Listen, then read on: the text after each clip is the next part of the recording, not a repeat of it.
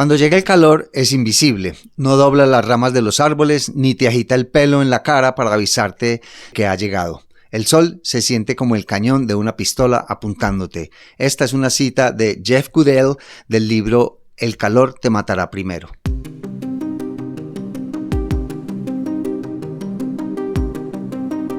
Esto es Ojos del Bosque, una reflexión profunda sobre nuestra relación con la naturaleza.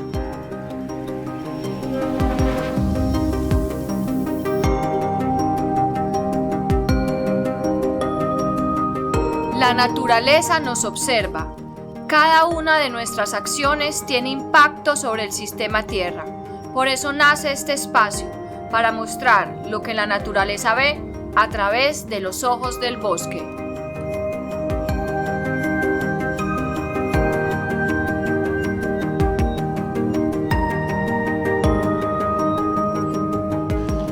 Hola, les damos la bienvenida a un nuevo episodio de Ojos del Bosque en el ocaso de los tiempos. Somos Juan Camilo Jaramillo y Juliana Barberi. El día de hoy tenemos un invitado muy especial porque vamos a hablar de un tema que está muy en tendencia en este momento en todo el mundo y es el fenómeno del niño o lo que va a desencadenar este fenómeno del niño.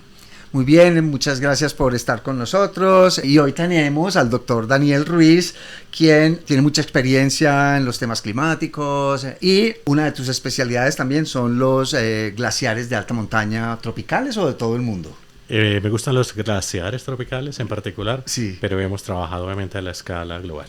Bueno, pero entonces te podrías rápidamente presentar, Daniel, quién eres, qué estudiaste y bueno, qué está... Bueno, soy una persona que es apasionada por la alta montaña, me gusta mucho la alta montaña y en Colombia obviamente me interesa mucho el tema de los bosques altoandinos, los páramos, las zonas de glaciar.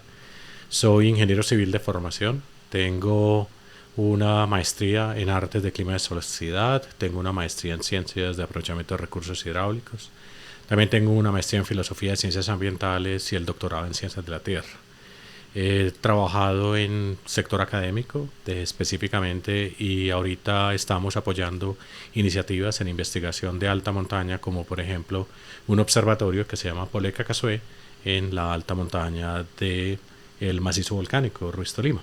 Ah, en Colombia. Aquí en Colombia, específicamente aquí en el territorio 20 colombiano. Es un proyecto que ya lleva algo así como unos 20 años de estudio de la alta montaña, razón por la cual tenemos preocupación en este momento con respecto a lo que pueda implicar para la alta montaña el evento El Niño que esperamos para finales de este año. Exacto, entonces podemos empezar por ahí, porque se está hablando profusamente sobre el fenómeno del niño y los apelativos que le están poniendo, que el súper el niño, etcétera, etcétera. Entonces lo primero que nos interesaría, Daniel, es que nos explicaras o que le explicaras a nuestros oyentes qué es el niño. Muy bien, el niño es este fenómeno de variabilidad climática natural normal que hace parte de estos fenómenos macroclimáticos que cumplen un rol fundamental en el equilibrio, si lo quieren llamar, en la dinámica, en el comportamiento del sistema climático terrestre.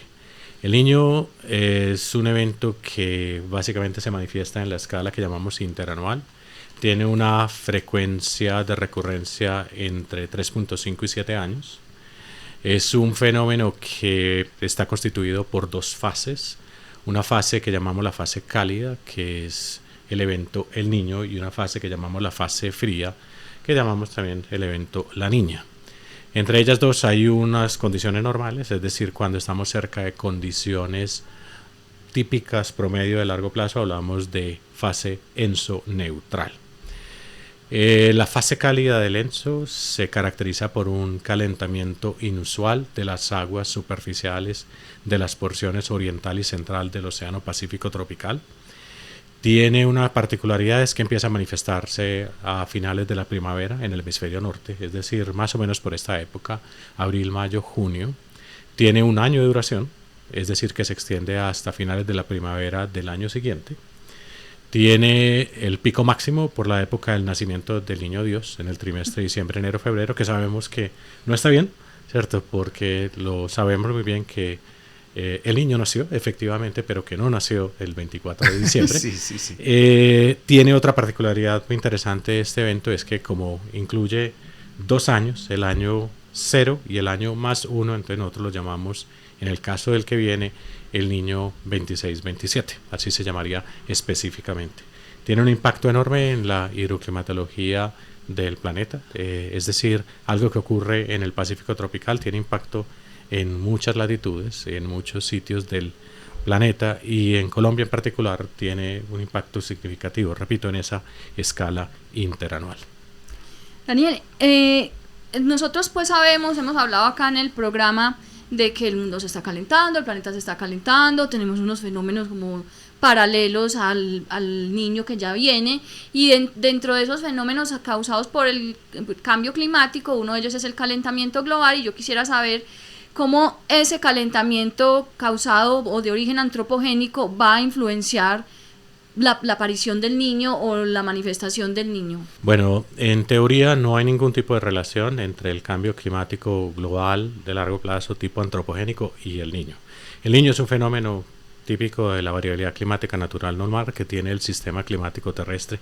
Ha estado presente desde millones de años. Millones de años es que se estima que posiblemente empezó a manifestarse con cierta recurrencia por allá cuando, por ejemplo, el Istmo de Panamá se conectó. Es decir, conectó el continente norteamericano con el continente suramericano y creó esta gran piscina de agua que tiene una gran extensión, el Pacífico tropical, y en ese momento empezó a manifestarse específicamente. Se ha manifestado en diferentes escalas, es decir, tiene variabilidad en la escala de milenios, de miles de años, tiene variabilidad en la escala de siglos, tiene variabilidad también en las escalas más cortas, es decir, del orden de 20, 30 años, pero en la escala que nos afecta en la hidroclimatología está en estos 3.5 a 7 años, que fue lo que ya mencioné. No hay evidencia de que esté afectándolo, como ya lo mencioné, pero tenemos un problema, y es que como es un calentamiento inusual en el Pacífico tropical y los océanos del mundo se están calentando como respuesta a cambio climático global, porque la mayor proporción de ese desbalance radiativo que tiene el planeta lo están absorbiendo los océanos. Entonces tenemos un niño que es una variabilidad natural normal cabalgando en una tendencia lineal de largo plazo. Y qué bueno que preguntaste eso, porque eso es una de las razones por las cuales para estos análisis del niño se comparan las condiciones actuales o las condiciones a futuro con unos periodos base del orden de 30 años en la medida de lo posible. Pero el problema es que como se nos está calentando, el planeta Tierra nos toca continuamente, en particular los océanos, continuamente jugar con esos periodos base. Ahorita, precisamente, parte del análisis que se ha hecho es tratar de cambiar ese índice de calentamiento o enfriamiento inusual del Pacífico tropical para tener un índice relativo que nos permita ver eso con respecto al calentamiento inusual que se están teniendo los océanos del mundo, cómo se manifestaría. Entonces, repito, el niño está cabalgando en esa tendencia de largo plazo y por eso esperamos que cada vez se manifieste con mayor severidad, precisamente porque tienes un calentamiento de ese desbalance radiativo en el largo plazo. Entonces, ahorita oí que usaste la palabra ENSO, y estoy seguro que la mayoría de las personas no tienen idea, la mayoría saben que es el niño, o por lo menos intuyen que estamos hablando de algo que está sucediendo cada tantos años, pero usaste la palabra ENSO. ¿A qué se refiere ENSO? Muy bien, bueno, entonces empecemos a mirar la historia. Como lo dije, viene desde mucho tiempo atrás. Fue detectado, por lo menos así se argumenta, que alrededor de 1600, de hecho hay evidencias que sugieren que los viajes de Francisco Pizarro tenían como esa característica de que reportaban eventos inusuales en el Pacífico tropical.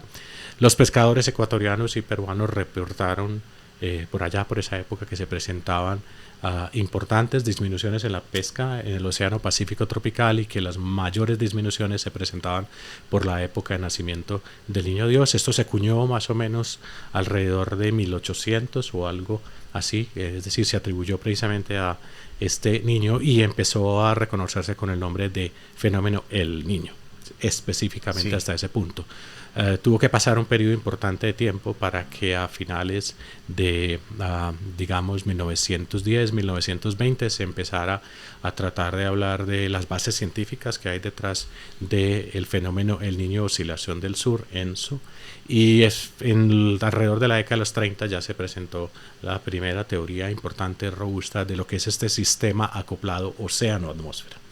Entonces la parte del océano, la parte superficial, está relacionada con ese calentamiento inusual de las aguas superficiales, y la parte de la atmósfera es que hay una oscilación entre los centros de alta y baja presión, que es como la respuesta que tiene la atmósfera en un sistema acoplado, es decir, la atmósfera respondiendo, pero la atmósfera también controlando lo que pasa en el Pacífico. Y por eso en la literatura científica se utiliza el término El Niño, muy orientado hacia la componente oceánica, oscilación del sur, muy orientado a la componente atmosférica.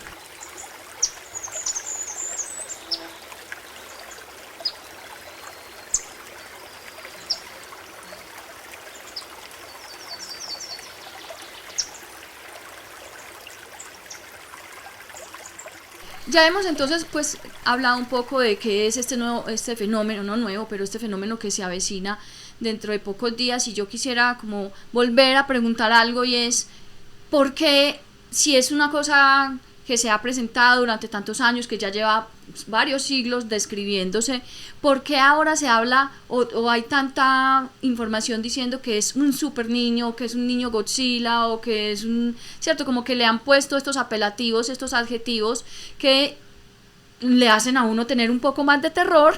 Y pues quisiera también saber, dentro de esa discusión, cuáles son las anomalías globales que se esperan a partir de la ocurrencia de este fenómeno.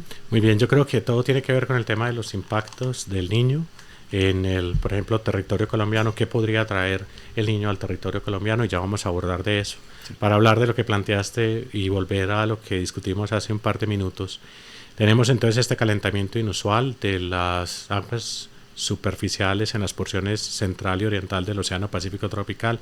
Eso genera que las aguas disminuyan sus contenidos de nutrientes y hacen que los peces se vayan hacia aguas más profundas a buscar aguas con mejores contenidos de nutrientes. Bien, que es un tema que seguramente te gusta mucho en ese nivel de detalle. Ahora, ese asunto que precisamente empezó siendo llamado así por estos pescadores ecuatorianos y peruanos al presente, pues entendemos la física del proceso, no sabemos realmente qué hay detrás que desencadena este tipo de comportamientos, pero sabemos que efectivamente se presentan estos calentamientos o enfriamientos inusuales. En este momento estamos en un proceso, como ya lo mencioné, condiciones neutrales. Vamos en un rápido proceso de transición a condiciones cálidas, es decir, a la fase cálida o hacia el evento El Niño, del fenómeno El Niño Oscilación del Sur, en algún momento para finales del presente año. Las anomalías que mencionan es básicamente qué tan caliente o qué tan frío puede estar el océano Pacífico tropical con respecto a un promedio de largo plazo. Eso genera unas categorías en el caso de calentamiento inusual. Entonces tenemos que cruzar inicialmente un umbral de más 0.5 grados durante algunos meses consecutivos, y la atmósfera tiene que responder acoplado con eso para que efectivamente entremos en condiciones que ya llamaríamos condiciones El Niño. Ahora, si nos calentamos con más 0.5 y estamos ligeramente por debajo de 1 grado, es lo que llamaríamos un niño débil. Si cruzamos ese umbral de 1 grado y estaríamos hasta 1.5 grados, llamaríamos el niño moderado. Si estamos por encima de 1.5 grados y yendo hasta 2 grados, es un niño fuerte. Y si estaríamos por encima de los 2 grados con respecto a estas condiciones promedios, uno habla de un niño muy fuerte. Bueno, en este momento estamos mirando las salidas de los modelos que se utilizan para el pronóstico de las condiciones en el Océano Pacífico tropical. No tenemos todavía, ya enseguida argumentaremos por qué, pero no tenemos suficiente información. En otras palabras, tenemos alta incertidumbre en términos de la magnitud y severidad del Niño para finales del presente año, pero ya los modelos empiezan a mostrar que vamos a estar en posiblemente categorías fuerte o muy fuerte, y ese es el motivo por el cual en los medios se ha utilizado un adjetivo que no se utiliza en la comunidad académica, que no se utiliza en la comunidad científica, que no lo utilizan los centros internacionales de investigación del fenómeno del niño, y es el super el niño, o como incluso lo llamaste, el niño Godzilla. Eso no se utiliza, ¿cierto? Sino que básicamente hace parte de decir que posiblemente estaríamos en esas categorías. Es una cuestión mediática, entonces, es de una la cuestión, exageración. Sí, tiene su combinación de la necesidad de crear la capacidad anticipatoria, tiene también esa necesidad de, por el principio de precaución, de tratar de llamar la atención sobre lo que tenemos que hacer el hoy para prepararnos para finales del presente año. También tiene una componente importante en términos de los sectores a los cuales los impacta, entre otros aspectos. Aprovechando que estamos hablando de esto, queremos argumentar que al presente no hemos cruzado una cosa que se llama la barrera de predictibilidad de la primavera del hemisferio norte. Normalmente se cruza esa barrera alrededor de los meses de mayo y junio, razón por la cual a partir del mes de junio, el mes de julio, ya empezaríamos a ver un poquitico más de convergencia en la salida de los modelos, de lo que ellos pronostican que pasaría para finales del presente año en términos de ese calentamiento inusual, porque en este momento los modelos están generando mucha dispersión. Entonces una parte de los modelos sugieren incluso condiciones neutrales, otros modelos sugieren condiciones el niño débil, otra porción de modelos sugieren condiciones el niño fuerte, y otra parte individual, algunos de ellos también sugieren condiciones el niño muy fuerte. Entonces los tienes en todas las categorías, claro, y es muy arriesgado argumentar algo con respecto a la severidad o la magnitud del niño para finales del presente año en este momento. Y lo otro, para cerrar, es que como es un sistema acoplado océano-atmósfera, tenemos que esperar a que la atmósfera responda. Recuerden que el niño, para quienes no lo tenían presente, también está asociado a un debilitamiento de los vientos alisios, y se invierten esos vientos alisios generando cambios en la circulación sobre el océano. Entonces hay que esperar que la atmósfera responda de esa manera para que en ese proceso de estar acoplados con el océano tengamos un sistema ya trabajando en una fase cálida del ENSO. Entonces todavía es muy temprano, pero eso no quiere decir que no tomemos decisión en este momento para estar preparados, que eso es lo importante, estar informados, estar continuamente a través de, por ejemplo, este tipo de espacios, estos podcasts, estar continuamente enterándonos de qué es lo que está sucediendo y qué podríamos esperar para finales de este año. Bueno, y lo que yo sé es que el calor que está haciendo en estos días pareciera indicar, y esto es obviamente una broma, que va a ser un mega niño. Bueno, sí, afortunadamente esto no tiene absolutamente nada que ver con el niño. Seguimos en... Sí. Ya el Océano Pacífico tropical está empezando a cruzar ese umbral de más 0.5 grados que acabo de mencionar. Lo está haciendo desde finales del mes de abril o mediados a finales del mes de abril, pero todavía faltan muchas semanas para ver realmente qué sucede en el Océano Pacífico tropical, razón por la cual aún estamos en condiciones neutrales. Entonces no hay razón para que estas temperaturas que hemos registrado recientemente estén relacionadas con el niño. Eso lo más importante es que eso está relacionado con comportamientos, perturbaciones atmosféricas en el Caribe y en el Atlántico, que nos trajeron ciertas condiciones de baja nubosidad en las horas del día, alta insolación, y en las horas de la noche, como teníamos tanto contenido de humedad, se nos generan nubes que nos atrapan toda esa radiación, evitan que nos enfriemos en las horas de la noche. Entonces esa es la sensación que tenemos de altas temperaturas, pero no está asociado con el niño en este momento. Ahora, sí sabíamos que íbamos a tener un mes de mayo con temperaturas muy por encima de lo normal, y esperamos que el segundo semestre de este año sí tenga temperaturas por encima de lo normal. Lo más crítico para el niño sería finales del presente año y normalmente 2 a 3 meses después de su pico de finales del presente año, que después hablamos de cuándo podría ocurrir el pico, pero es en ese momento en donde esperamos las condiciones más críticas. En otras palabras, posiblemente para los primeros meses del año 2027. Daniel, y a propósito de eso, entonces, como la segunda pregunta que yo te había hecho es ¿cuáles son esas anomalías o qué es lo que esperamos que pase si se presenta el niño, por ejemplo, uno que sea fuerte o muy fuerte, que es lo que se está, pues más se dice, pero pues cuáles son esas anomalías, porque recordamos que aquí ha habido fenómenos del niño que son muy fuertes, que inclusive llevaron al país a racionamientos y a cosas. Entonces, ¿qué podemos esperar de lo que pueda pasar en este final de año, principio del siguiente? Muy bien, entonces hay muchas cosas que nosotros utilizamos para mirar hacia adelante. Muy importante el juicio de expertos. Segundo, utilizamos modelos que nos pronostican cuáles podrían ser esas anomalías para diferentes horizontes prospectivos. La literatura científica siempre mira 9 meses adelante y lo que hace es tratar de mirar en esos 9 meses adelante qué pasaría en trimestres, es decir, en periodos de 3 meses que se van superponiendo entre sí. Es decir, ahorita tenemos el pronóstico para el trimestre mayo, junio, julio. En un mes tendríamos el pronóstico para junio, julio, agosto y así sucesivamente, pero a partir de este momento tenemos 9 meses mirando adelante. Utilizamos modelos estadísticos que son basados en relaciones estadísticas y también utilizamos modelos que llamamos basados en procesos o basados o soportados en sistemas de ecuaciones. Si uno mira el promedio de todos los modelos estadísticos que miran hacia adelante, ellos sugieren que tendríamos temperaturas más o menos en el rango del niño fuerte alrededor del trimestre octubre, noviembre, diciembre.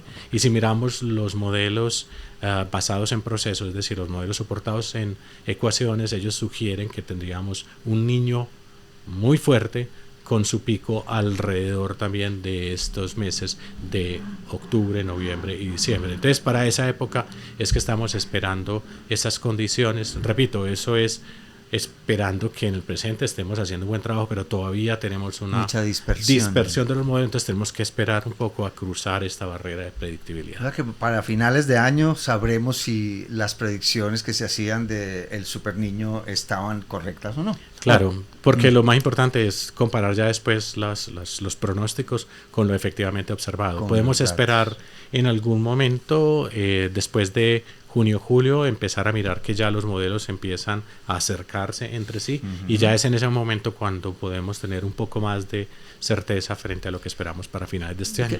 Qué pena, yo hago una pregunta intermedia y es, ¿cuántos modelos se usan? Claro. ¿Son 10, 20, 50 modelos o son 3 o 4 líneas de modelos? ¿Cómo es este?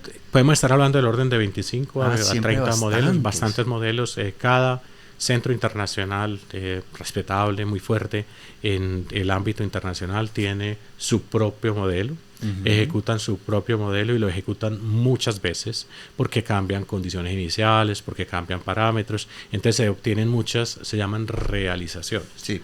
Y después de tener todas esas realizaciones, todas esas trayectorias mirando desde el presente al futuro, entonces calculan un promedio, que es lo que llaman el multimiembro, el promedio de todos ellos, de todas estas realizaciones, es decir, de todas estas salidas de un solo modelo. Y después comparan múltiples modelos. Yeah. Entonces tienes múltiples miembros, múltiples modelos, todos comparados. En este momento la incertidumbre es tan grande que hay en todas partes dispersión y tenemos que esperar un poco. Entonces tú, cuando hablas de distintas organizaciones, entonces la NOAA tiene sus propios modelos, agencias en Europa, en Asia, en China. ¿Tenemos en Colombia modeladores? No tenemos en Colombia. Bueno, hay ejercicios académicos como para hacer este tipo de representaciones, pero no tenemos un modelo que, por ejemplo, sea incorporado en todo este proceso de toma de decisiones en la literatura o en los centros internacionales de pronóstico. Muy bien.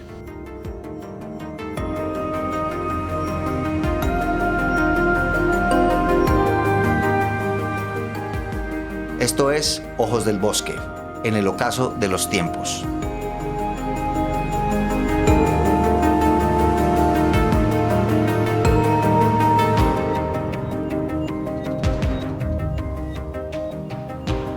Súper interesante saber todo lo que nos estás diciendo, porque finalmente pues uno hay veces en los medios de comunicación escucha mucha especulación y mucha alarma, y bueno, no es por no alarmarse, pero pues hay que también como conocer bien de primera mano, digamos, del lado de la ciencia qué es lo que está sucediendo, y también saber que hay una incertidumbre, que podrían pasar muchas cosas que finalmente todavía no tenemos una certeza sobre eso. Acá en Colombia y pues en Antioquia, que es donde nosotros estamos ubicados, ¿qué puede pasar? ¿A qué podríamos atenernos? Bueno, normalmente el niño le trae al territorio colombiano porque cada país en Latinoamérica, tiene sus impactos con ciertas características específicas del niño en su territorio. En otras palabras, yo voy a dar un par de ejemplos para que se hagan una idea. Pero Colombia normalmente experimenta un incremento en las temperaturas del aire cerca de la superficie. También experimenta una disminución importante en acumulados de precipitación. Experimenta un incremento importante en tasas de evaporación por la reducción en la cobertura de nubes. Todo esto en conjunto genera, que es el tema que están discutiendo en los medios, genera o podría estar detrás de la reducción en la oferta hídrica superficial en el territorio colombiano, que hace exactamente lo contrario en Perú. Por razones atmosféricas, en Perú tenemos exactamente el mismo niño, las mismas condiciones en el Océano Pacífico tropical, pero para ellos se vuelve exactamente lo opuesto, se vuelven eventos inusuales de precipitación, aumentan de manera importante los acumulados de precipitación, disminución en temperatura, dependiendo de donde te encuentres en la latitud, en todos los Andes tienes impactos diferentes. Entonces repito, para Colombia específicamente eso es lo que esperamos. Una reducción en la oferta hídrica superficial, lo cual ha generado que el sector, por ejemplo, eléctrico colombiano haya hecho un llamado de necesitamos tener la capacidad instalada para garantizar que haya suministro continuo de energía eléctrica, porque somos altamente dependientes de la hidroenergía, ¿cierto?, para satisfacer nuestra demanda de energía. Entonces hacen un llamado para que los embalses tengan cierta capacidad de tal manera que tengamos la posibilidad de atender lo que sabemos que puede traer, y es una reducción en la oferta del agua y por ende una reducción en el nivel de los embalses que podría estar detrás de este tipo de afectaciones en el territorio. Entonces hacia allá va todo lo que ellos están argumentando. Daniel, esa alarma que presentan o que hacen, ¿a quién se la hacen y qué se puede hacer? O sea, uno que dice, ¿cómo voy a sostener esos niveles de agua? ¿Qué puede hacer quién? Pues si me queda esa duda. Todos como ciudadanos de a pie, ¿cierto? Ya. Tenemos obviamente el compromiso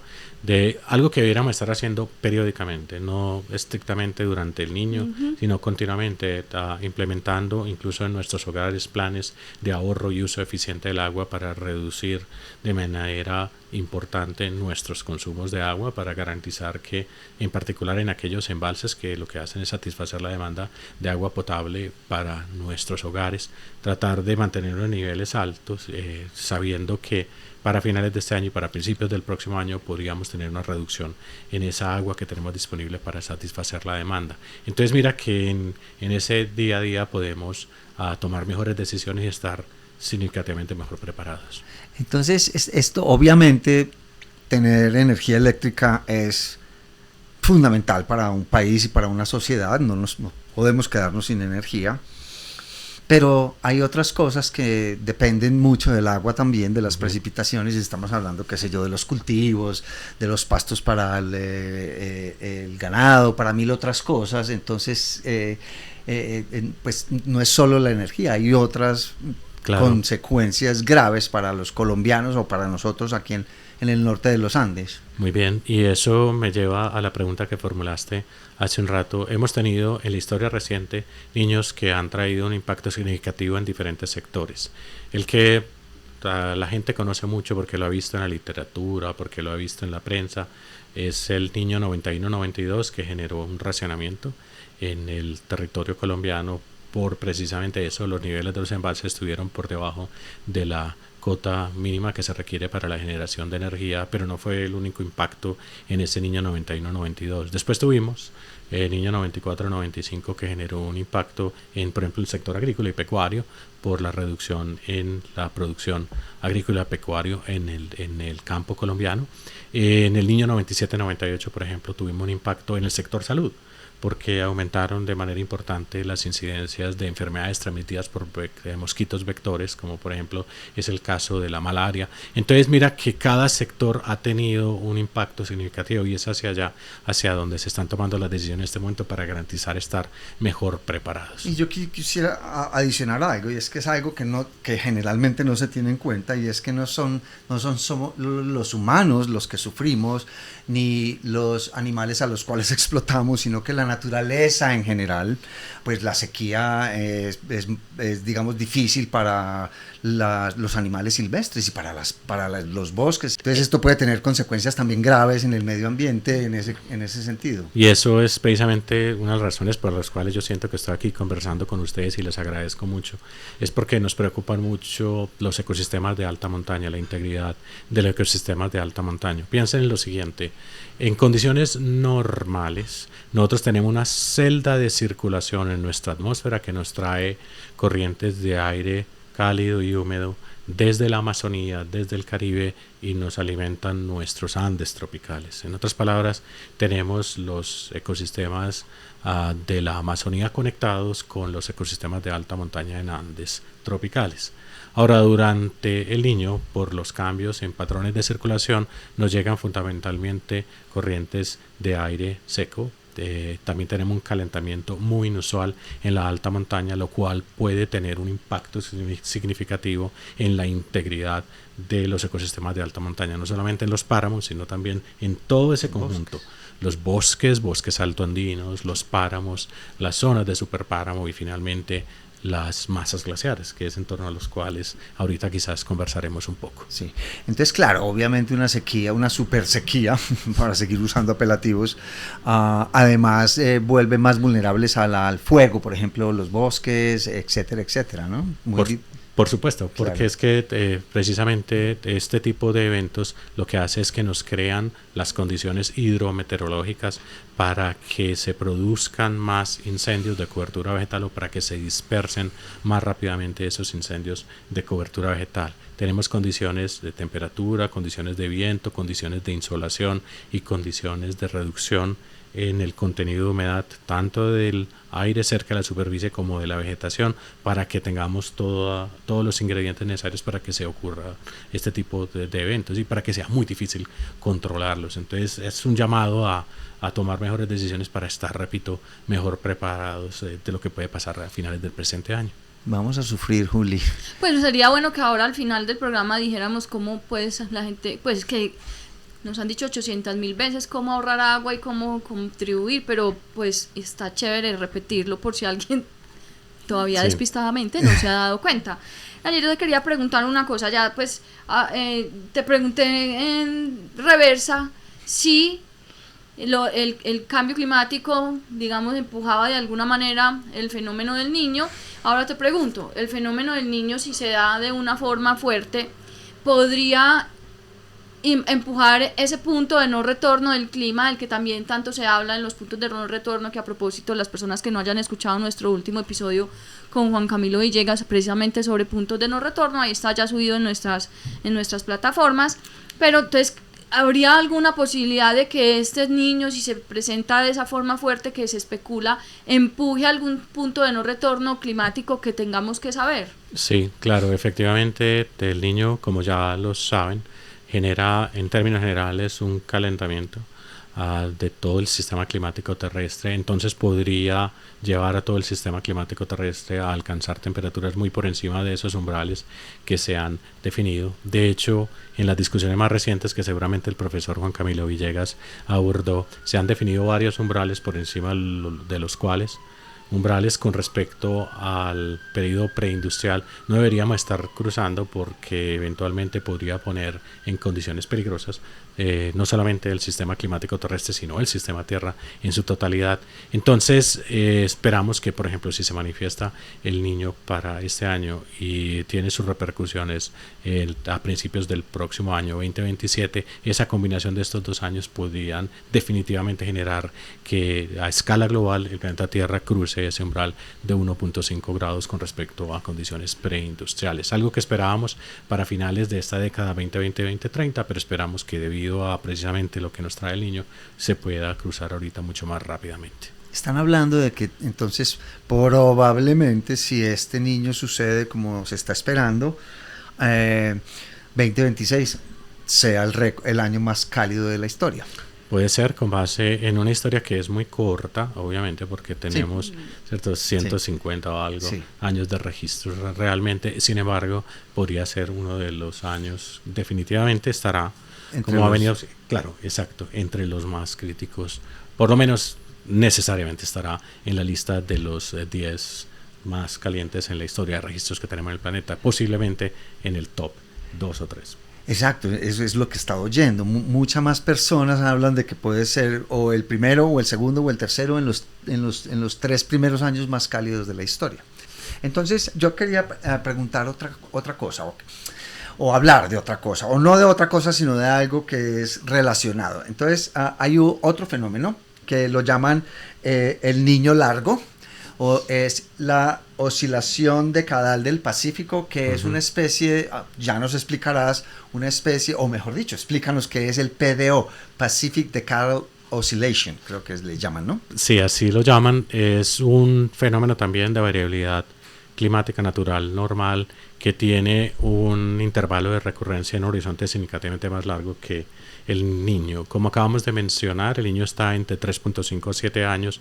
Esto es un evento que tiene un intervalo de recurrencia o una frecuencia de ocurrencia significativamente en términos del intervalo de recurrencia mayor, 20 a 30 años. Es decir, ese ya está en una escala que nosotros llamamos decadal a interdecadal. Sí. Básicamente ocurre. Tiene una característica muy similar, se manifiesta en el Pacífico Norte específicamente, y tenemos en el Pacífico Norte ese comportamiento de un dipolo.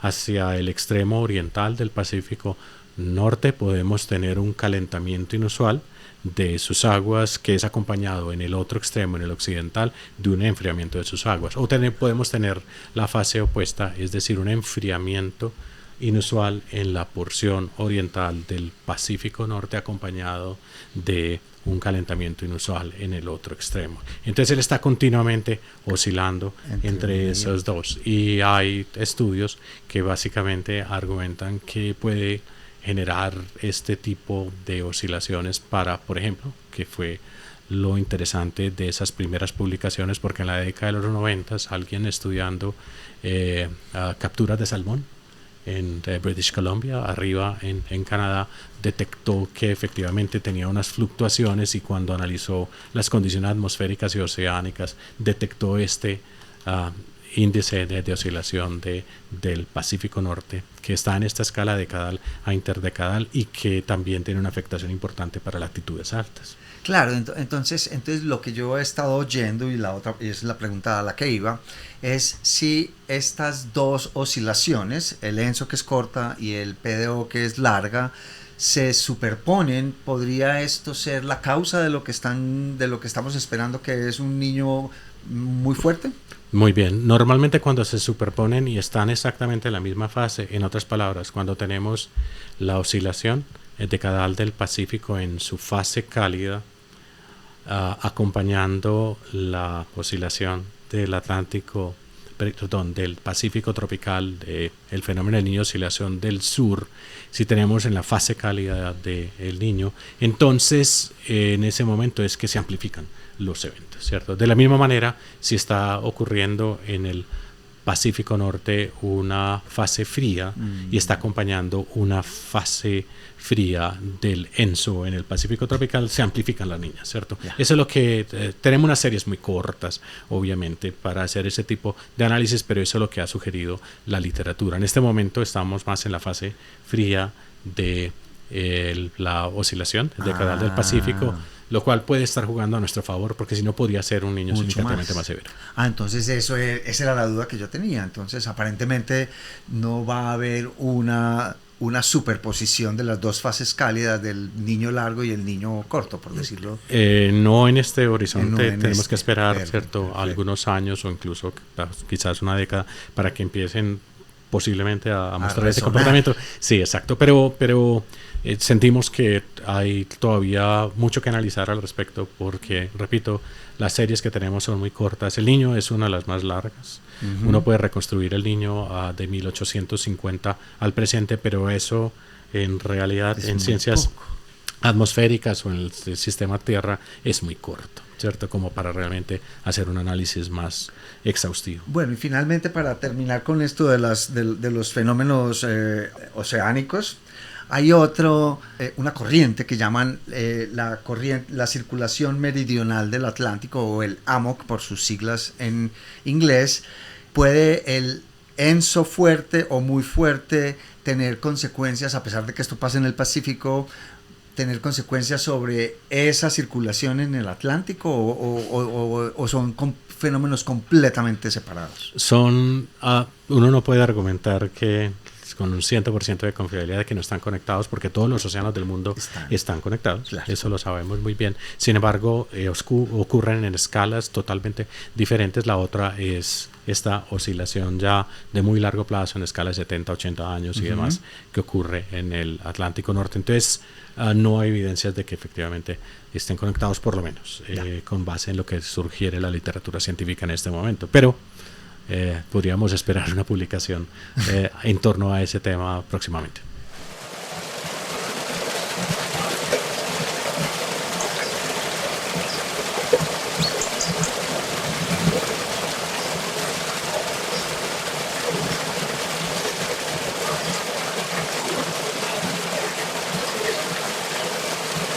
Ya nos contaste que pues una de tus especialidades o una de las cosas a las que te has dedicado son los glaciares de tropicales de alta montaña, y pues que ya sabemos también que son muy sensibles al cambio en el clima, que pues muchas veces salen las noticias, desapareció este glaciar, bueno, más adelante hablaremos de algunos casos particulares. Y mi pregunta es, este evento que se aproxima podría ser, como quien dice, no quiero decir la estocada final, porque eso es una actividad que rechazo tajantemente, pero sí como pues eso que le ponga ya, mejor dicho, como dice el profesor Juan Camilo, el último clavo en el ataúd a los glaciares, como ya este calor es insoportable y no lo van a poder soportar ellos tampoco. Efectivamente, así va a pasar lastimosamente en este año. Repito, al día de hoy tenemos una probabilidad superior al 80% de que el niño se manifieste en este trimestre, mayo, junio, julio. En otras palabras, todavía nos falta un poco para que haya una probabilidad del 100%, y a partir de junio, julio, agosto en adelante sí tenemos una probabilidad superior al 95%. Entonces, no tenemos un 100% de nivel de confiabilidad, pero ya hay una alta confiabilidad de que se manifieste para finales del presente año. Este año perdimos uno de los glaciares en la Sierra Nevada del Cocuy, uno de los más emblemáticos, el glaciar de la Laguna de la Plaza, muy conocido, muy bonito. Para quienes no han tenido la oportunidad de ir, pues ya no lo van a conocer, excepto que podrían ver los campos de nieve fresca depositada sobre estas zonas que quedaron absolutamente descubiertas, pero era un glaciar muy bonito. El que le sigue en esa lista triste es efectivamente el Nevado Santa Isabel o el Poleca-Casué. Porque efectivamente el Santa Isabel se había pronosticado que en algún momento a mediados del presente siglo, 2040, 2050, iba a desaparecer el Nevado Santa Isabel, pero ha venido acelerando ese proceso de retroceso y disminución de su espesor glaciar, y ahorita tenemos un área muy pequeña en el punto más alto y protegido que tiene el Nevado Santa Isabel, el Nevado Poleca-Casué, y si se presenta este niño con independiente de su magnitud en términos de la severidad que tenga, él indudablemente genera ese calentamiento inusual en la alta troposfera tropical, y eso generaría que efectivamente sea lastimosamente un adiós al Nevado Santa Isabel como masa glacial.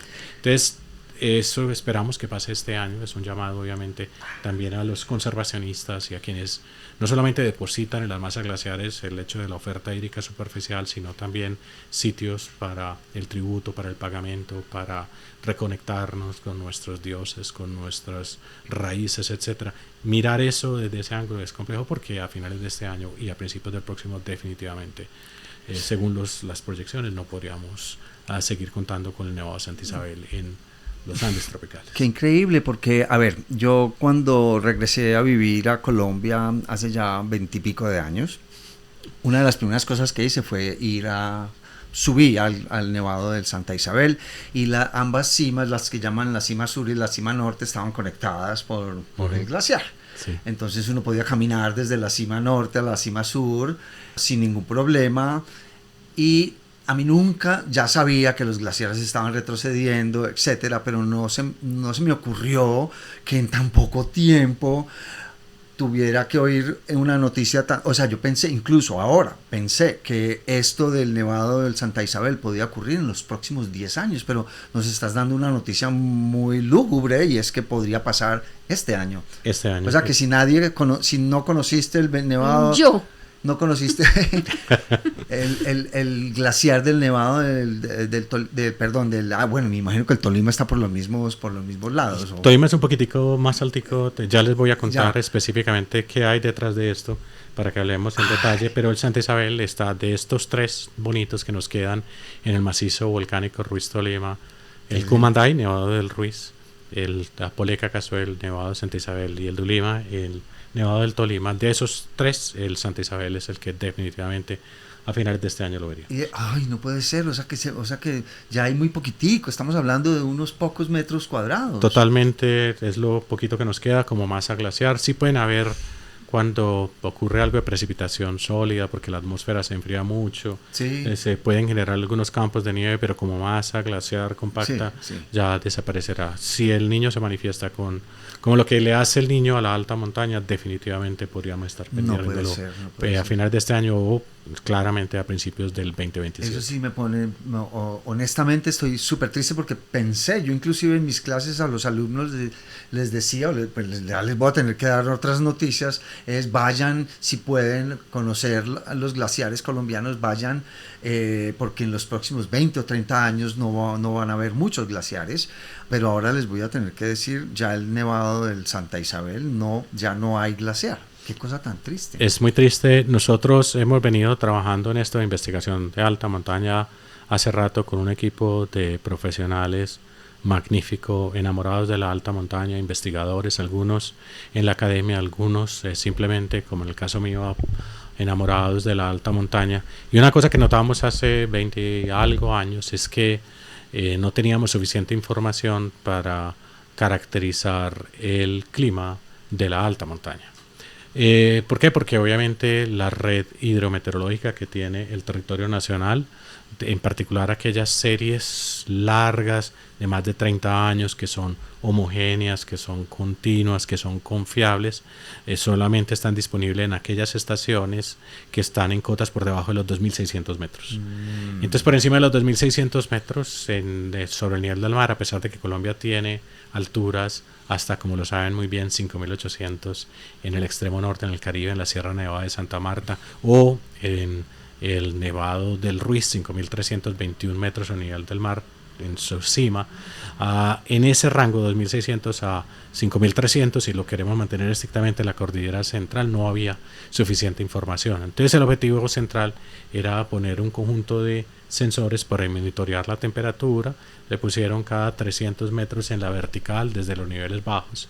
Allá es a la altura del municipio de Chinchiná, subiendo hasta borde del Nevado de Santa Isabel, y con esa información, registrando temperatura, humedad y otras variables, nosotros logramos hacer una caracterización de cómo se comporta la temperatura con la altura, y eso es muy importante.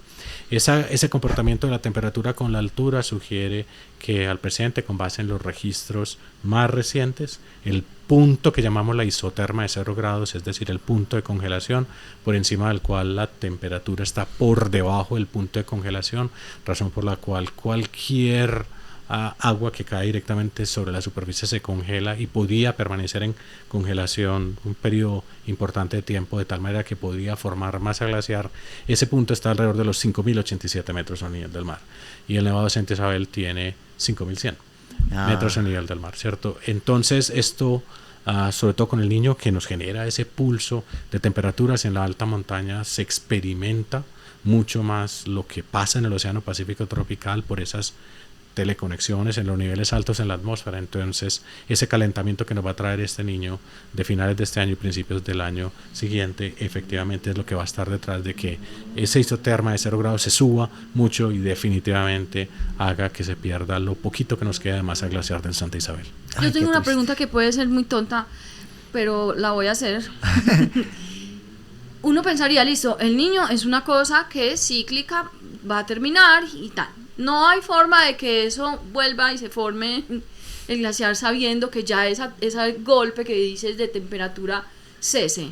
No, ya no hay lo que forma fue. de retroceder el proceso. Una vez se pierde la masa glaciar en la alta montaña, no hay posibilidad de que sea recuperada.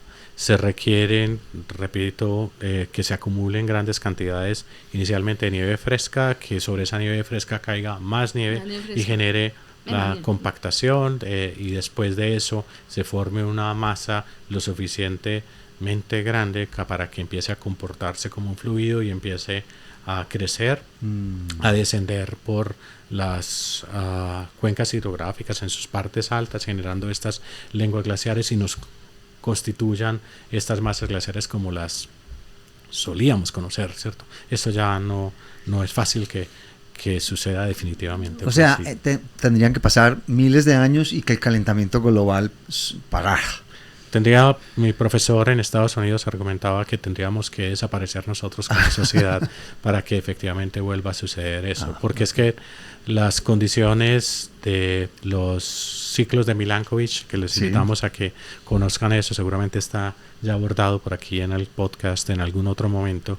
Esto crean las condiciones, son como el trigger, del detonador de lo que está detrás de la ocurrencia de los periodos glaciales y los periodos interglaciales, pero específicamente los glaciales. Pero se requiere, además de ese detonador, se requiere un proceso que se llama un proceso de realimentación, para que una vez se empiece a formar la masa glaciar, empiece a generar mayor reflectividad de la insolación, y eso hace que la temperatura del aire vaya disminuyendo, razón por la cual genera que se acumule mayor precipitación sólida y las masas glaciares van creciendo, y eso ocurre en escalas de tiempo de muy largo plazo. Mientras nosotros estemos presentes con nuestras emisiones de gases de efecto invernadero a la atmósfera y en este desbalance radiativo que tiene el planeta Tierra, eso no es posible. No va a pasar. ¿Cuáles son las consecuencias, no solamente para los seres humanos, sino cuáles son las consecuencias ambientales y ecológicas de la desaparición de un glaciar?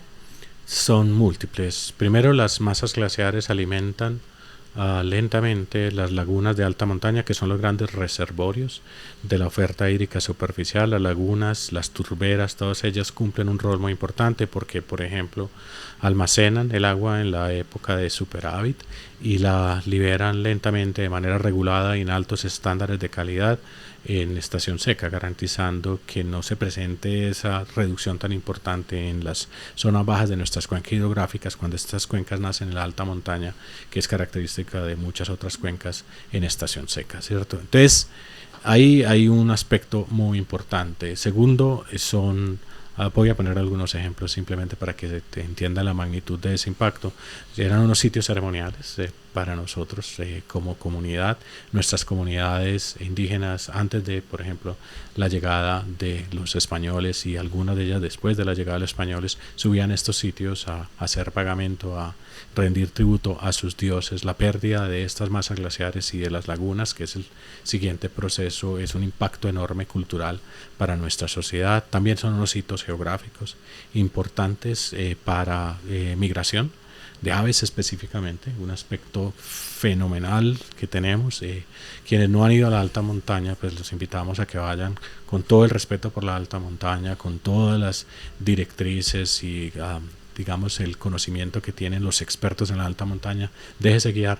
Y un aspecto muy bonito que uno encuentra cuando va a la alta montaña es que los apasionados por la alta montaña conocen muy bien todos esos procesos de estacionalidad y de migración de todas estas aves, algunas de las cuales llegan a estos cuerpos de agua o a estos glaciares, aterrizan sobre la masa glaciar como parte de todo ese proceso de migración. Entonces son muchos los impactos que van a tener. Es muy triste, para poner el último impacto también, que es un impacto cultural muy extraño, que en el futuro de corto plazo un parque de los más emblemáticos, más bonitos que tenemos en Colombia, el Parque Nacional Natural Los Nevados, tendremos que cambiarle su nombre. El nombre, hay que cambiarle el nombre. Al Nevado del Ruiz no se le puede llamar, al Nevado del Cisne ya no se le puede llamar Nevado del Cisne desde hace mucho tiempo, ¿no? Exacto. O el Nevado del Quindío tampoco, el Cerro del Quindío se le llama, ¿o qué? Sí, a todos ellos se le están llamando el Paramillo del Cisne, el Paramillo del Quindío, etcétera.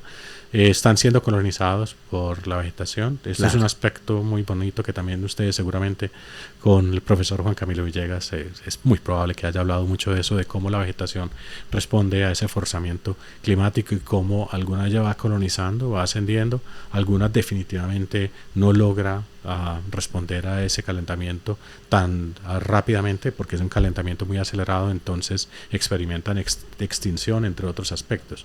Pero por ejemplo en la alta montaña sí hemos visto que han venido moviéndose en la vertical muchas de estas especies vegetales de la alta montaña, generando presión sobre aquellas que viven en la zona más alta, que definitivamente ya no van a tener las condiciones favorables para su existencia y lo que pueden experimentar, porque ya no tienen más hacia dónde ascender, definitivamente podrían extinguirse.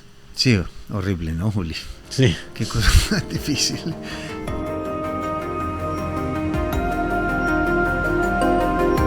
Esto es Ojos del Bosque, un espacio dedicado a entender la degradación de la biosfera y en defensa de los derechos de la naturaleza.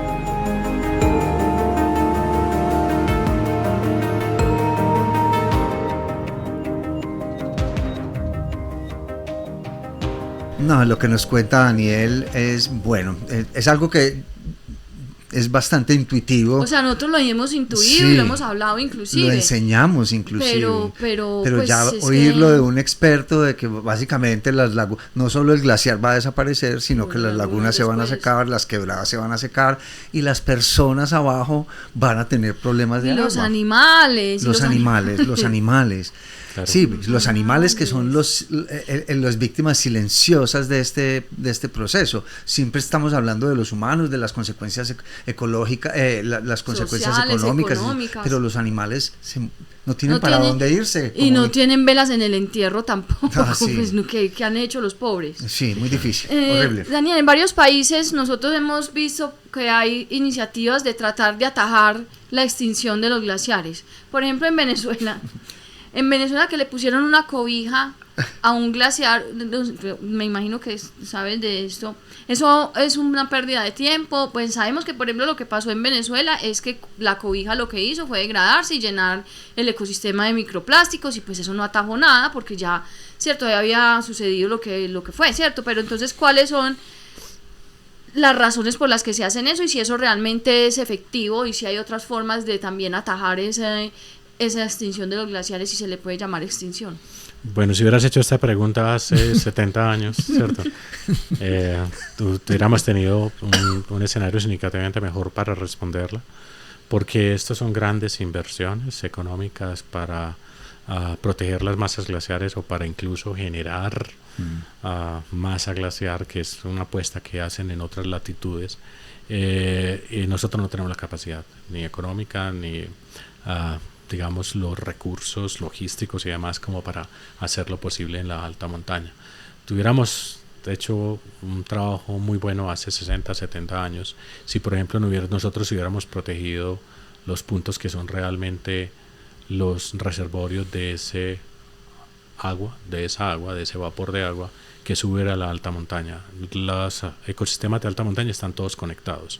Es un continuo, no hay una diferencia entre hasta aquí llega el bosque y de aquí arranca el páramo y de aquí, no, es un continuo y están conectados continuamente por el flujo de vapor de agua. El vapor de agua que se produce porque tenemos suficiente vapor de agua en nuestra atmósfera, no está en forma de góticas de agua en los niveles bajos de nuestros valles interandinos, pero por unas celdas de circulación que en las horas del día, por ejemplo, empiezan a subir por las laderas de nuestras montañas o por los flancos de nuestras cordilleras.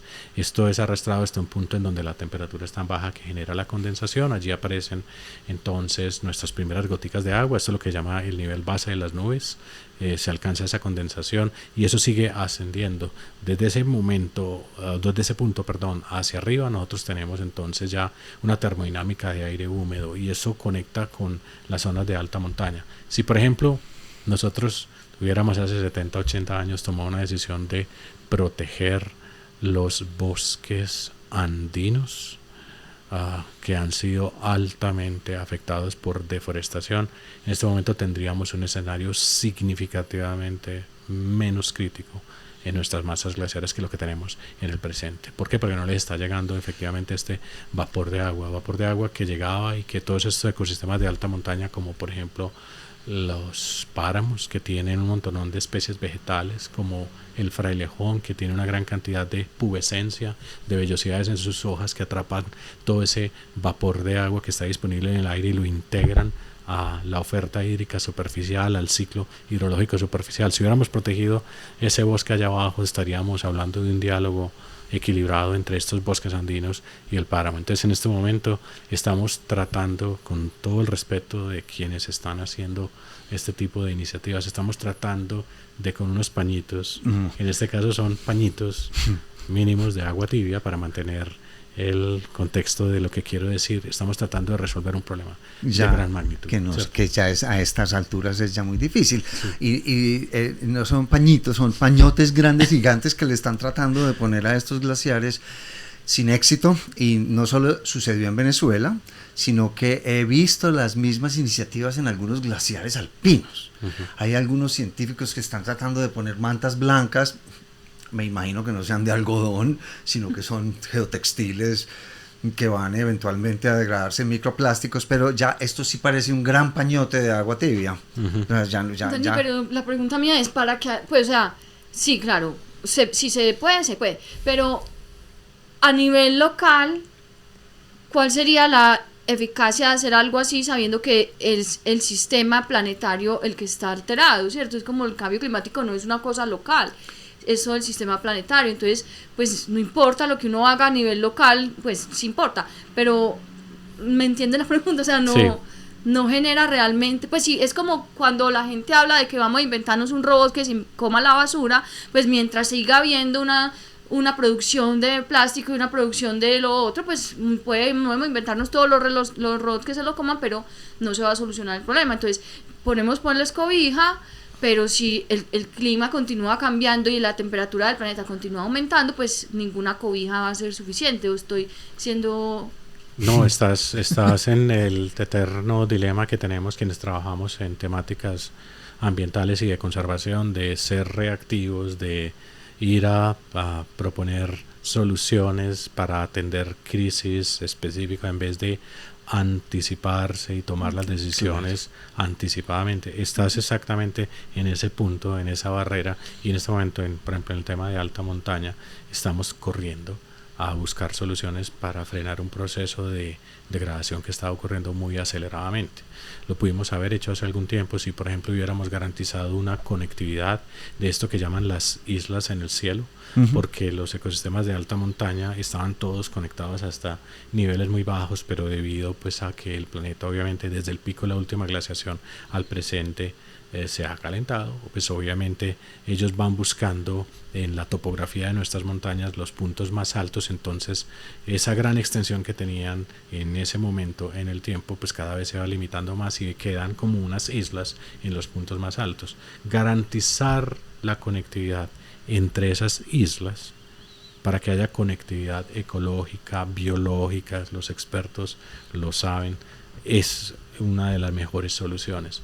Quizás es muy tarde para implementarlo, porque nuestros ecosistemas de alta montaña no solamente están fragmentados por lo que ha pasado como respuesta a este calentamiento del planeta desde el pico de la última glaciación al presente, sino que nosotros mismos, por afectación directa, actividad humana, hemos generado aún mayor fragmentación. Entonces están absolutamente desconectados, y una solución sería, que es una solución económica de una apuesta política muy compleja, es conectarlos todos a todo lo largo de todas nuestras cordilleras, y eso garantizaría el flujo de especies, el flujo que los expertos ya lo saben, el genético que se requiere para este tipo de cosas. Entonces, repito, no queremos sonar muy pesimistas, simplemente queremos decir, venga, necesitamos sacudirnos, necesitamos pensar mejor qué hacer con nuestros ecosistemas. Y este año, razón por la cual volvemos al inicio de la pregunta, este año será un año muy importante para entender qué podría pasar en los ecosistemas de alta montaña, porque viene un niño que puede tener unas categorías de severidad fuerte o muy fuerte, y estos ecosistemas son como estos grandes escenarios para entender qué le podría pasar a los ecosistemas del mundo en un escenario de cambio climático global de largo plazo. ¿Por qué? Porque estás experimentando hoy en este ecosistema una señal de lo que puede ser el cambio climático al 2050, al 2080, al 2100. Entonces es ese llamado: aprendamos ahora, conozcamos cómo responden estos ecosistemas, qué soluciones funcionan, cuáles no, en un escenario hidroclimático de este año que está por empezar.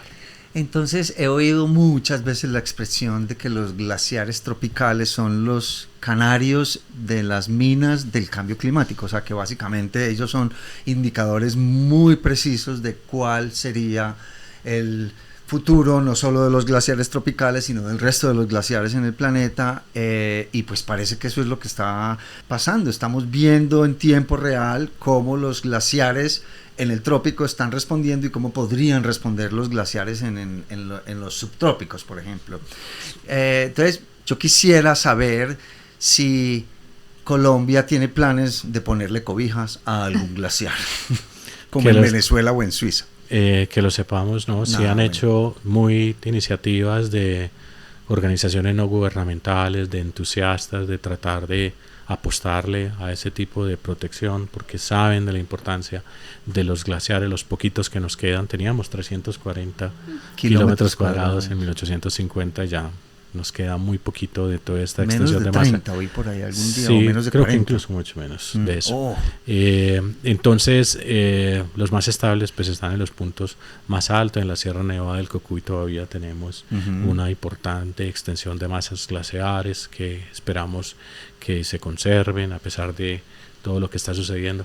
Pero sí, son apuestas algunas de ellas dispersas, no es como una apuesta unida a todos como sociedad, tratando de proteger ecosistemas únicos en el mundo, sí, como son los páramos. Es que Colombia tiene más del 50% de los páramos del mundo, y es muy triste saber que uno va a muchas ciudades, algunas de las cuales están en los piedemontes de nuestras cordilleras, y le pregunta al ciudadano a pie si conoce realmente la alta montaña, y la respuesta es no.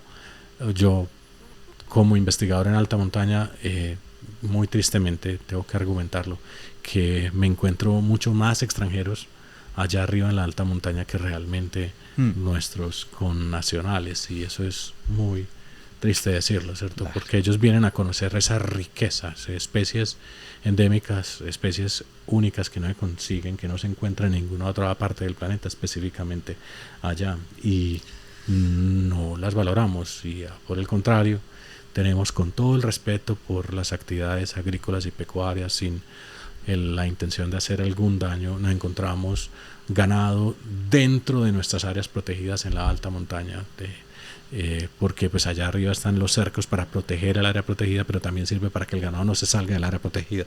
Entonces no estamos mirando bien realmente el tema de la conservación. Y repito, volviendo al tema con el cual iniciamos el niño este año, que llamamos el año hidroclimatológico que vamos a arrancar, porque es diferente al año calendario. Los años hidroclimatológicos no arrancan en enero, sino que arrancan por esta época y se extienden hasta mayo, junio del otro año. En este año hidroclimatológico vamos a ver los retos y desafíos que van a tener los ecosistemas de alta montaña por lo que va a ocurrir en el Océano Pacífico tropical. Y bueno, no solo son los sistemas de alta montaña o los ecosistemas de alta montaña, sino que hay otro mundo de cosas que este niño o super niño o lo que sea que lo llamen va a poner a prueba. Los corales, que están ya muy aporreados, los manglares, que también andan muy de capa caída. Entonces no solamente van a haber problemas graves en la alta montaña, sino en los océanos y en otras partes. Vamos a ver qué nos depara este futuro. Daniel, ¿crees que haya algo que no hayamos dicho o que quieras complementar de esta triste conversación? No, es que siento yo que entre más espacios de este estilo tengamos, en donde tengamos la oportunidad de aumentar el nivel de escolaridad, de compartir el conocimiento, de crear las semillas para que las personas se pregunten más sobre estrategias de sostenibilidad, sobre aspectos relacionados con el día a día de su toma de decisiones para vivir una vida más sostenible y demás. Entre más espacios tengamos de este estilo, definitivamente siento que estamos construyendo una mejor sociedad. Entonces, por eso les agradezco a ustedes dos por haberme invitado y porque a ti por tanto conocimiento. Tan importante, Daniel. Muchísimas gracias de nuevo por aceptar nuestra invitación. Me imagino que rápidamente estaremos al aire con este episodio. Recuerden escucharnos en todas las plataformas de podcast, Apple Podcast, ¿cuáles que son las otras? YouTube. Ahora estamos muy enfocados en que sea un video podcast. Así, por ahí las personas que nos estén escuchando en solo audio, desde el episodio anterior salimos con video, somos amateurs. Muy amateurs. Sí, nosotros no somos pues profesionales, si alguien quiere donarnos sus servicios como editor de video, ahí está. Pero pues estamos haciendo el intento también porque nos hemos dado cuenta que el video llama mucho la atención y como dices, Daniel, nosotros queremos que este programa, todos los episodios los escuchen las personas porque creemos que es importante que la gente entienda en la situación en la que estamos y la urgencia de tomar decisiones radicales frente a nuestra relación con la naturaleza y con el otro. Entonces, escúchenos y véannos y compartan estos episodios y muchas gracias a las personas que nos han dejado sus comentarios, que nos acosan todo el tiempo porque no sacamos episodios nuevos, pero pues vuelve y juega, quien quiera colaborar con nosotros, aquí estamos con las puertas abiertas para poder sacar más episodios más frecuentemente. Sí, porque estuvimos muy entusiasmados al principio, pero luego con tanto trabajo y con tanta cosa, especialmente Juliana, que es la encargada de la parte muy técnica de la edición, etcétera, no es fácil y quita mucho tiempo, y entre clases y la ayuda de los animales y todo es complicado, así que por favor, perdonen nuestra infrecuencia. Sí. Bueno, Daniel, muchísimas gracias. Creo que este programa fue pues muy pertinente en el momento en el que estamos, en un momento en el que se están desatando unas nuevas dinámicas planetarias que tenemos que conocer y pues por compartir todo ese conocimiento y sobre todo esa pasión que hablas, de la que hablas. Sí. ¿Cómo es? Con la que hablas de los glaciares. Se le nota, sí, pues y pues a mí, yo nunca he ido, pero me generó mucha tristeza escuchar pues lo que estás diciendo. No voy a llorar, pero yo soy muy llorona, pero sí me parece como que ¿qué hacemos? ¿Qué hacemos? Yo no me esperé esto, no esperé que este pudiera ser el año final del Nevado del Santa Isabel. O sea, te lo digo, creí que iba a pasar en los próximos 10 años o 20, pero que pase este año si realmente me pone, es como que hay que ir ya a ver la última cuadra de glaciar que queda, ¿no? Hay que pesar. ¿Cuándo vuelves? Al Nevado de Santa Isabel te refieres, a Poleca Casué. Estamos tratando de, repito, como parte de nuestras labores de investigación, no como grupos de investigación, no con proyectos patrocinados, sino como por interés. Queremos ir en algún momento, ahorita en los primeros días de junio o definitivamente en noviembre. Queremos irle a hacer un tributo para quienes no conocen el nivel de detalle al Poleca Casué. El Poleca Casué es el nombre indígena a la doncella de las nieves, entonces le invitamos a que vayan a conocer a la doncella de las nieves porque ella finalmente estará presente. Nosotros vamos a ir a mirar los registros de temperatura y este año en particular, todo este año estaremos haciendo un seguimiento muy detallado de la temperatura para ver qué está sucediendo, qué es lo que está sucediendo y qué va a pasar específicamente en la alta montaña. Daniel, las personas que quieran conocer más, vincularse, conectarse, ¿dónde pueden ir? ¿A dónde se pueden comunicar? ¿Dónde pueden buscar en redes sociales? A través de ustedes pueden hacer cualquier cantidad de preguntas, nos pueden contactar. Yo, por ejemplo, trataré de estar muy en contacto contigo. No te conocía obviamente, pero puedo estar directo con el profesor Jaramillo. Claramente puedo estar muy en contacto y podemos mirar la opción de subir a la alta montaña y con muchos expertos hablar sobre sostenibilidad, sobre cómo tratar mejor la naturaleza que nos rodea. Ay, Daniel, yo quiero definitivamente, ya habíamos hablado de esto, pero nunca se cuajó esa, pero yo sí quiero ir a despedir al Nevado también. Eso queremos hacer. Avísame, yo me les pego. Claro. Por mi cuenta. Claro, vamos, son caminadas, algunas de ellas largas, pero son magníficas porque no hay nada como el silencio, no hay nada como esa interacción con estas especies naturales que uno se encuentra allá, fauna y flora. No hay nada como el cariño que la montaña te provee cuando estás dentro de ella y muy respetuosamente interactúas con ella. Entonces siento que ese viajar a la alta montaña lo conecta a uno mucho realmente con el yo espiritual, con el yo como ser humano, con los compromisos que tenemos. Entonces nosotros miramos eso así cuando vamos a la alta montaña. Entonces lo invitamos, contáctenos y conversamos. A lo mejor vamos, Juli. A lo mejor. Bueno, muchas gracias por escucharnos y nos volveremos a ver y a escuchar en un próximo episodio de Ojos del Bosque en el ocaso de los tiempos. Muchas gracias.